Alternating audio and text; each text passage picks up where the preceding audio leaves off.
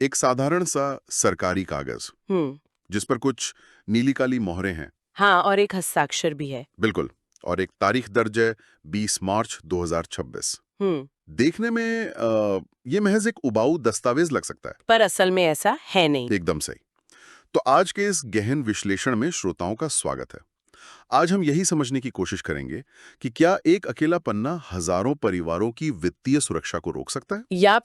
या फिर उस रुकी हुई व्यवस्था को फिर से चालू कर सकता है। जी, हमारे पास आज जो स्रोत है हम्म। वो बिहार सरकार के शिक्षा विभाग का एक आधिकारिक पत्र है। प्राथमिक शिक्षा निदेशालय द्वारा जारी किया गया पत्र। हाँ, तो इस चर्चा का मुख्य उद्देश्य इस एक पन्ने के पीछे जो पूरी प्रशासनिक मशीनरी है उसे समझना है। मतलब श्रोताओं के लिए यह जानना दिलचस्प होगा कि नियोजित शिक्षकों के पेंशन फंड से जुड़ी इतनी बड़ी वित्तीय प्रक्रिया जमीनी स्तर पर काम कैसे करती है। बिल्कुल। और किसी भी सरकारी पत्राचार को समझने के लिए सबसे पहले उसके प्रेषक और प्राप्तकर्ता पर नजर डालना जरूरी होता है। अच्छा, तो शुरुआत वहीं से करते हैं। हाँ, तो ये दस्तावेज विक्रम विरकर की ओर से जारी किया गया है। जो कि निदेशक हैं प्राथमिक शिक्षा के। जी, एकदम सही। और इसे भेजा किसे गया है?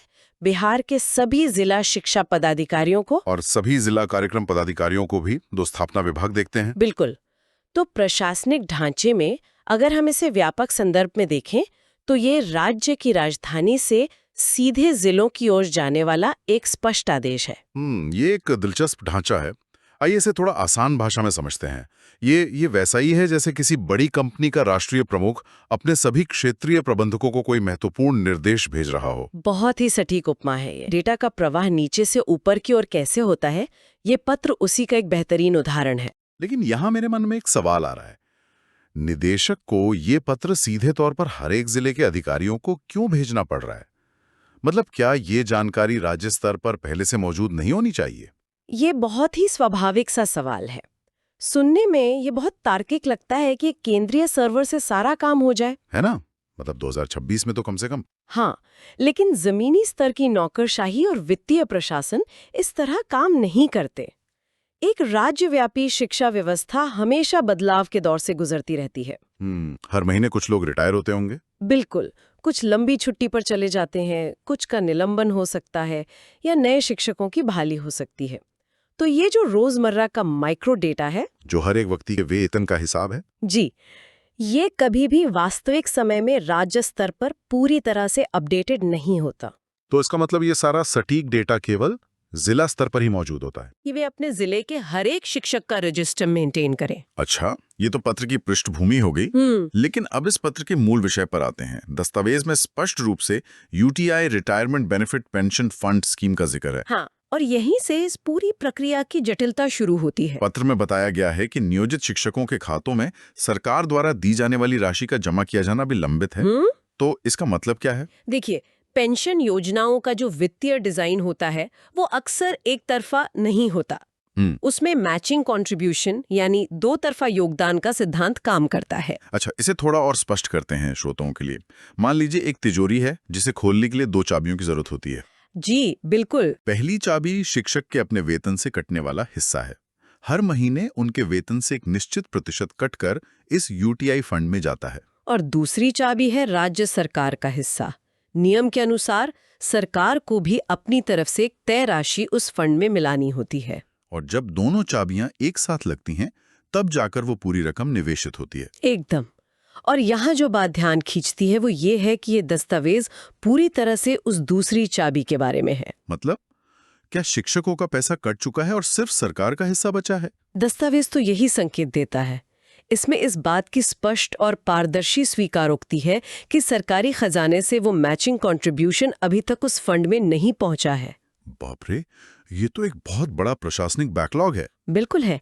किसी भी राज्य में नियोजित शिक्षकों की संख्या हजारों में होती है और जब उन सबके खातों में सरकारी हिस्सा लंबित हो तो ये एक बड़ी वित्तीय देनदारी बन जाती है। तो इस पत्र का जारी होना ही इस बात का प्रमाण है कि मशीनरी को इस रुकी हुई प्रक्रिया का एहसास है।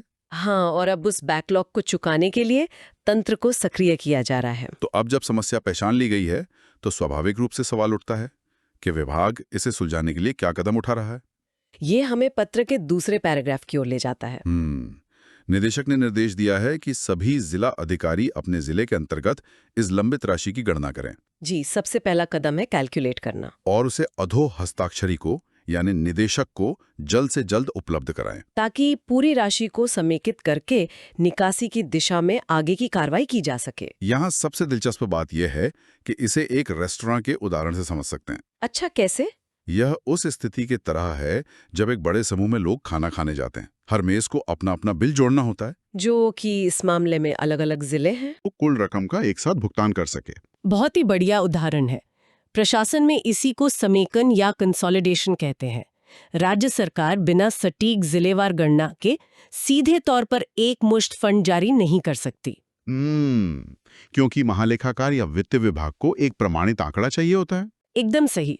और वो आंकड़ा केवल बॉटम अप यानी नीचे से ऊपर की ओर ही आ सकता है। समेकन की प्रक्रिया वित्तीय अनुशासन के लिए बहुत जरूरी है। ये इस बात को पूरी तरह से पलट देता है कि हम सरकारी आदेशों को कैसे देखते हैं। अक्सर माना जाता है कि आदेश ऊपर से नीचे जाते हैं, लेकिन यहाँ आदेश ऊपर से सिर्फ इसलिए आ रहा है ताकि डेटा नीचे से ऊपर जा सके। हाँ, ये पत्र महज एक सूचना नहीं है, बल्कि ये उन 38 जिलों से सटीक वित्तीय जानकारी खींचने का एक उपकरण है। बिना उस जमीनी जानकारी के राजधानी में बैठी पूरी व्यवस्था कुछ नहीं कर सकती। वो खजाने का दरवाजा तब तक नहीं खोल सकते जब तक कि जिलों से उन्हें एक एक रुपए का प्रमाणित हिसाब न मिल जाए। अब इस लंबी और जटिल प्रक्रिया को देखते हुए एक और बात दिमाग में आती है। पत्र के अंत में एक बहुत ही स्पष्ट निर्देश है। जी, दस्तावेज के लहजे पर बात करना जरूरी है। उसमें लिखा है, कृपया इसे अत्यावश्यक समझा जाए। और इसके साथ ही यथाशीघ्र शब्द का भी प्रयोग किया गया है। ये एक महत्वपूर्ण सवाल खड़ा करता है। हाँ, क्योंकि अक्सर लोग सोचते हैं कि सरकारी काम अपनी धीमी गति से होते हैं। तो क्या दस्तावेज में अत्यावश्यक लिख देने से वास्तव में जमीनी स्तर पर काम की गति बदल जाती है? देखिए, नौकरशाही की भाषा में इस तरह के वाक्यों का एक विशिष्ट अर्थ होता है। अच्छा। हाँ, जब निदेशक स्तर का अधिकारी इसे अत्यावश्यक लिखता है तो ये सामान्य पत्राचार से उठकर एक प्राथमिकता वाले कार्य में बदल जाता है। मतलब एक प्रायोरिटी मैंडेट बन जाता है। बिल्कुल। इसका अर्थ है कि उच्च स्तर पर इस लंबित भुगतान को जल्द से जल्द निपटाने का भारी दबाव है। तो जिले के दफ्तरों को अपने बाकी काम रोकने पड़ते होंगे? कई बार, हाँ। उन्हें अपने क्लार्कों को रोजमर्रा के कामों से हटाकर इस खास फाइल पर लगाना होता है। ये मशीनरी को फास्ट ट्रैक मोड में डालने का एक सीधा आदेश है। तो अगर इस पूरी चर्चा के मुख्य बिंदुओं को संक्षेप में दोहराएं, हमने देखा कि कैसे 20 मार्च 2026 के एक पत्र के जरिए बिहार का प्राथमिक शिक्षा निदेशालय तेजी से काम कर रहा है।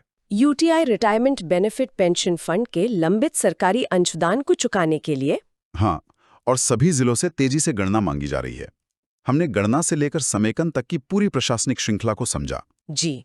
श्रोताओं को ये याद रखना चाहिए कि ये ज्ञान उनके लिए क्यों महत्वपूर्ण है। ये सिर्फ एक कागज का टुकड़ा नहीं है। बिल्कुल नहीं।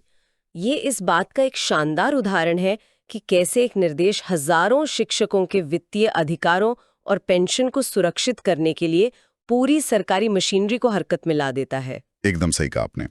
लेकिन अंत में श्रोताओं के सोचने के लिए एक नया और दिलचस्प सवाल छोड़ना चाहूंगा, जो बात इस पत्र में लिखी नहीं है लेकिन सोचने वाली है। क्या बात है वो? पत्र में ये तो कहा गया है कि सभी राशियों को समेकित करके आगे की कार्रवाई की जाएगी, लेकिन क्या होगा अगर बिहार के दर्जनों जिलों में से कोई एक या दो जिले अपनी गणना भेजने में देरी कर दें? ये एक बहुत ही व्यावहारिक सवाल है ना? क्या उन कुछ जिलों की वजह से पूरे राज्य के शिक्षकों के फंड का समेकन और निकासी रुकी रहेगी?